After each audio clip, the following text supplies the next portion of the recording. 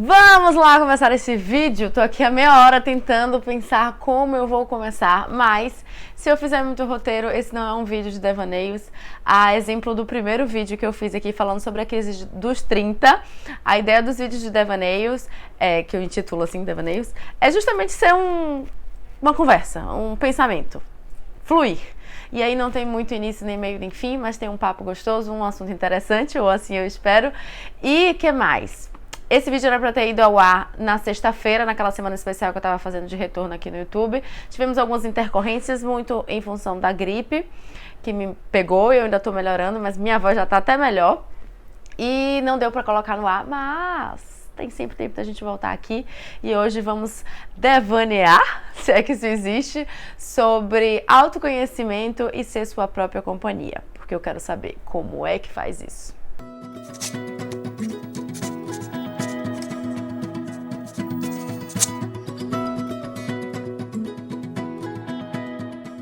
Porque vejam qual é a minha questão que me trouxe até aqui. A gente ouve muito falar sobre se conheça, autoconhecimento é incrível, isso é uma questão de autoconhecimento.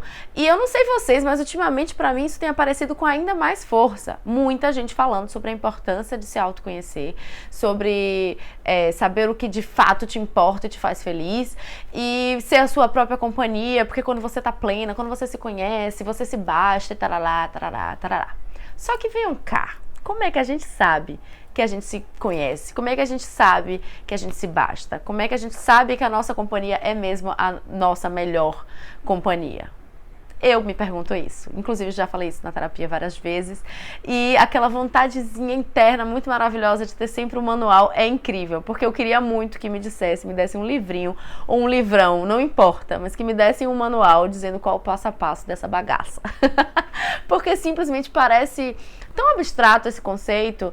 Porque, a gente senta aqui e fala, se conheça, sabe, olhe pra dentro de si, as respostas estão em você.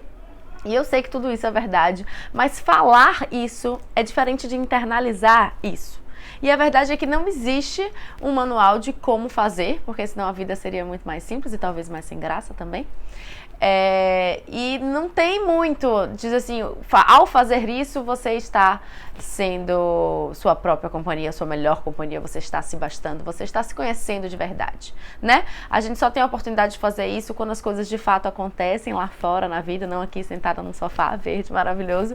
E às vezes lá no meio do turbilhão de acontecimentos a gente se pega repetindo padrões que a gente, enfim, foi aprendendo ao longo da vida e que a gente até já sabe que não funciona, mas que é satisfazer o outro, pensar no outro antes da gente, aceitar qualquer coisa que venha do outro. E eu tô falando não só de relacionamentos, eu tô falando da vida toda mesmo, de uma forma geral. Então a gente se pega repetindo tudo isso e depois fala, eu não me conheço, eu não me basto, eu não sei. Tudo isso veio na minha cabeça porque há um tempo atrás eu fui no aniversário de uma amiga que eu admiro muito, acho ela uma mulher foda, incrível mesmo, e ela tem me ensinado muito a cada dia. E no aniversário dela ela foi, cantou parabéns, tal, não sei o que, foi partir o bolo. Eu não sei se em todas as regiões do país é assim, mas aqui em Salvador, na Bahia, enfim, tem sempre a tradição de você dar o primeiro pedaço pra alguém muito especial. Aí todo mundo fica, quem vai ser o primeiro pedaço? Às vezes dá pro pai, às vezes dá pra mãe, às vezes dá pro namorado, enfim, uma amiga.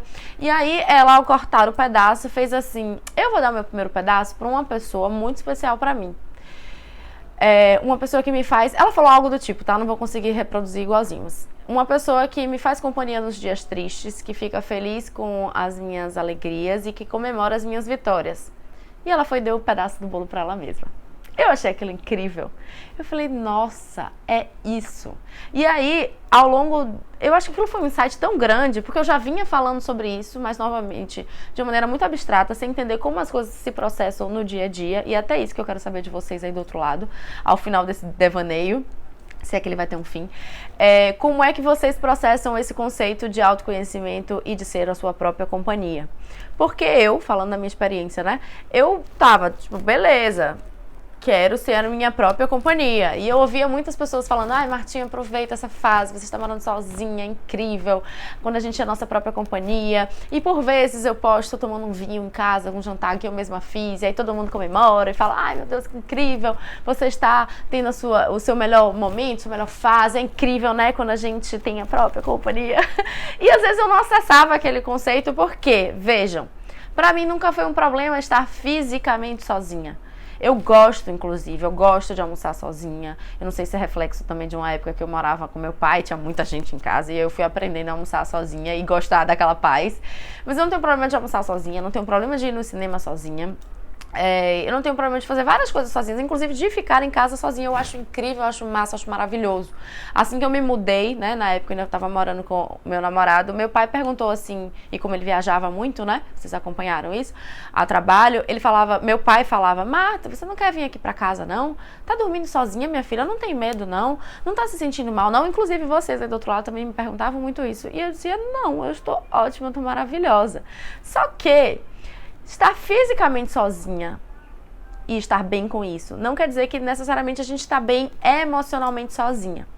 E aí, nessas minhas andanças aí, das minhas vivências maravilhosas dessa minha fase solteira, que eu tenho vivido muita coisa de uma maneira muito intensa, eu comecei a perceber quais eram os momentos em que essa tal da minha própria companhia era suficiente. Normalmente nos momentos mais tristes. O meu reflexo inicial era pegar o telefone ou mandar o WhatsApp para alguma amiga ou chamar para sair, para falar, porque falar é um processo muito terapêutico para mim. Eu organizo muitas coisas falando.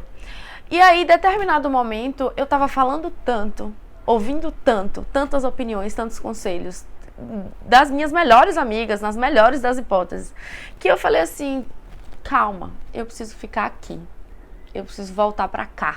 E aí foi que eu comecei a entender esse negócio na prática. Chega pra tomar na cabeça. Comecei a entender esse negócio na prática de ser a própria companhia. Porque, veja, ninguém vai saber exatamente o que passa pela minha cabeça, o que eu sinto, o que eu desejo, no foro mais íntimo da minha vida, senão eu mesma. E às vezes a gente mente pra gente mesma. E se ocupa demais na tentativa de não pensar em certas coisas que são difíceis e sofridas.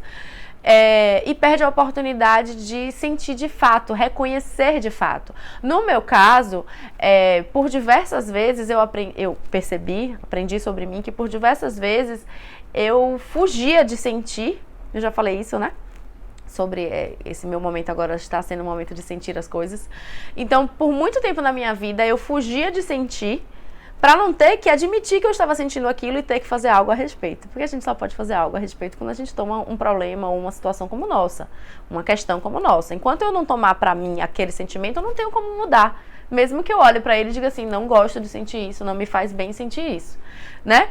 E em algumas oportunidades, principalmente nesses últimos meses, mas assim, é um processo terapêutico que já vem, sei lá, 3 anos, eu tenho percebido muito isso, que às vezes é hora de você fazer assim, tipo, o que é que eu quero de verdade?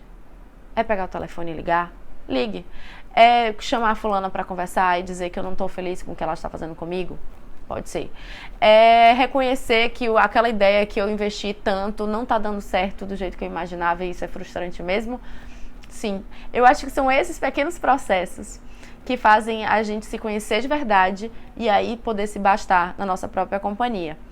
Muito mais simples, né, ao dizer, do que um livro que eu desejaria muito ter para cortar caminho e ter atalho, mas verdadeiro. E às vezes a gente fala muito isso da boca para fora e não sente, não tem esse insight de fato sentir isso, entender isso, internalizar isso.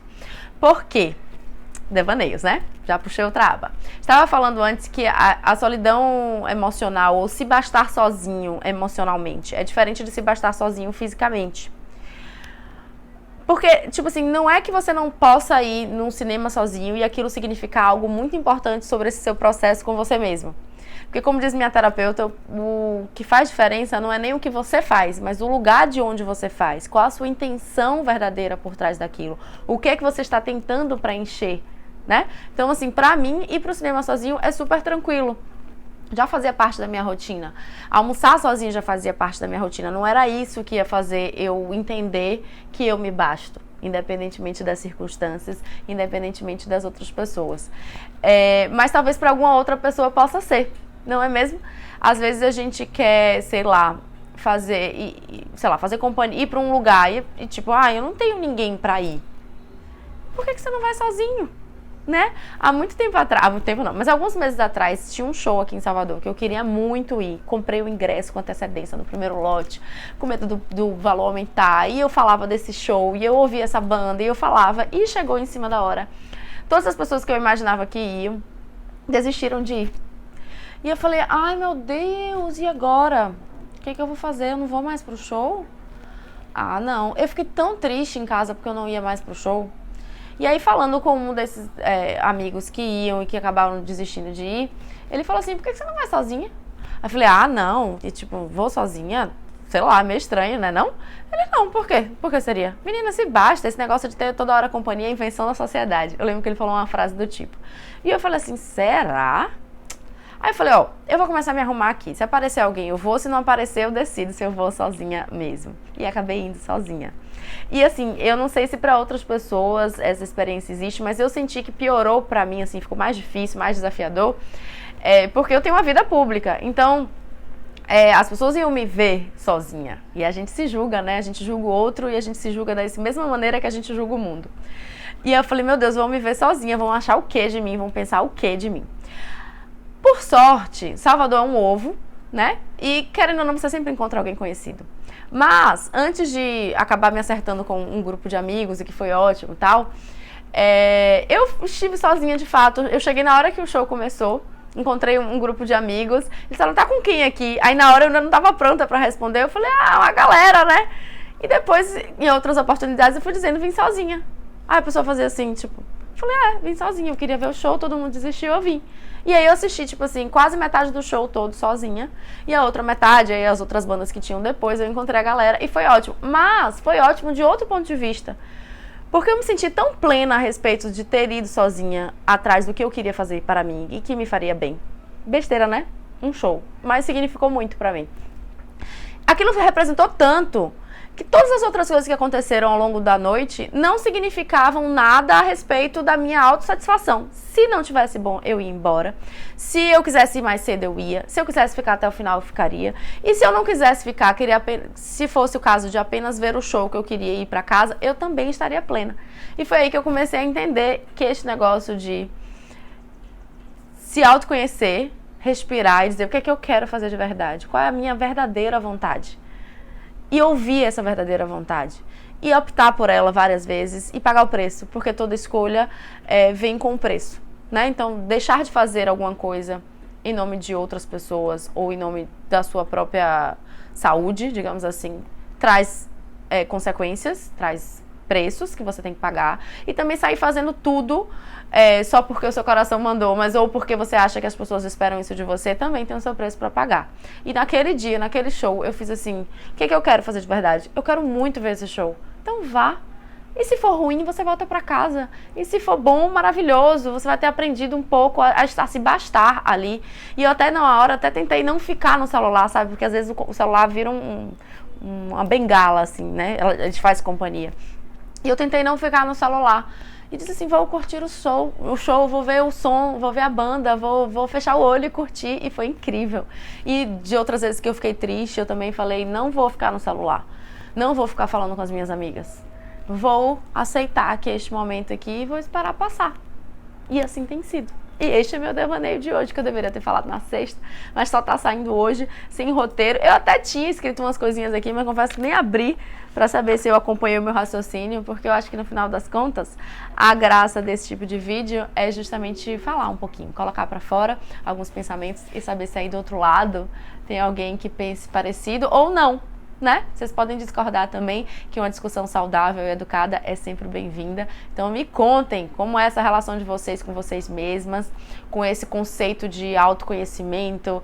E eu sempre falo assim, né? Porque eu acho que as pessoas falam muito isso da boca pra fora e falam com uma imposição, parecem estar tão no domínio do autoconhecimento que me assusta, porque pra mim é um conceito que agora tá ganhando forma, mas que é muito abstrato, muito difícil. A gente não é ensinado a pensar nisso desde cedo, sabe? A gente é ensinado ao contrário, a agradar os outros, a agradar o marido, a agradar a mãe, a fazer o que o pai deseja. E às vezes a gente se perde da gente mesmo. E aí é tão louco não se conhecer que a gente nem sabe que não se conhece. Então, quero saber de vocês do outro lado. 14 minutos de vídeo, tá bom, né? De falação. Se deixar aqui eu falo mais um pouco, mas me contem qual a relação de vocês com vocês mesmas, com os conceitos de autoconhecimento e de ser a sua própria companhia. O que é que você já fez que significou que você se bastava, que sinalizou isso pra você, ou quando você viu a situação de alguém, como eu vi a da minha amiga, que te trouxe um insight interessante a esse respeito. Eu vou adorar que vocês compartilhem a história de vocês comigo, tá bom? Não me deixe falando sozinha não, que o devaneio só tem graça se vocês aí do outro lado participam comigo, tá bom? A gente se vê em breve aqui no canal. Beijo, tchau!